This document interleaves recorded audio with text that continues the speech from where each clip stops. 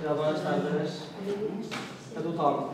Bé, aquest acte està emmarcat dins les trobades d'hivern que fa especialment Casa Nacionalista, les trobades de 2010 per als diferents pobles de Menorca, però bé, avui serà una trobada de primavera, perquè clar, ja seguim de primavera.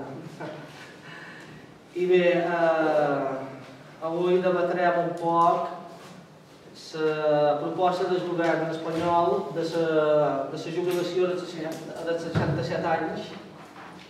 Aquesta és una proposta, si més no, controvertida. Podríem estar d'acord que aquesta proposta ve motivada arran de la greu crisi econòmica que estem patint i també estarem tots d'acord que aquesta crisi no és culpa dels treballadors. Però que si tira endavant aquesta proposta, segurament les conseqüències més directes seran pels treballadors. I les conseqüències poden començar pels més joves, perquè com us hem aturat a pensar, amb el retras de 2 anys que estarem condenant, amb aquest retras, 2 anys més, estarem condenant els joves a restar encara més temps a l'atur. I amb aquest temps que estem de crisi, aquest col·lectiu juvenil és allà on troba més dificultats per trobar feina i de cada vegada més difícil, més precari. La societat civil, la gent, en general, els treballadors, hem lluitat tots, amb els sindicats, per aconseguir un convenis, una realitat laboral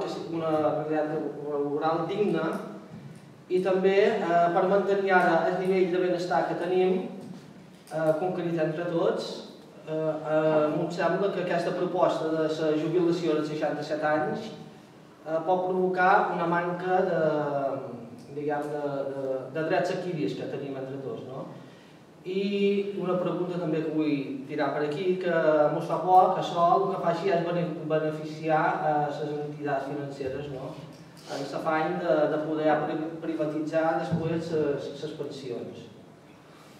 No sé, podríem xerrar de moltes coses, potser també ens podríem proposar una reforma del sistema empresarial o del sistema productiu, que fins ara està basat en l'enriquiment fàcil, en la construcció, en la destrucció de la natura. També podríem qüestionar molt els doblers que financia el govern espanyol als bancs.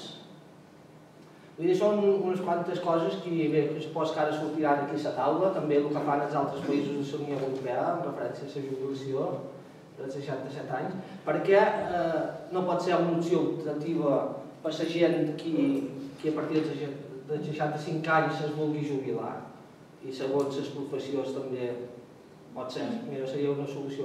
Bé, per això aquí teníem els nostres convidats que volem agrair, en Luis Camarero, de la CGT, ha vingut de Ciutadella, d'on fora, el Ramon Carrera, secretari general de Comissions Obreres, tenim la Eva Jiménez, de la Federació de Serveis Públics, de UGT, en Pau Seguí, representant de PIME, un ciutadà nostre també, i aquí moderarà l'acte de Júlia Álvarez, de l'agrupació local del PSM Verds d'aquí de l'O.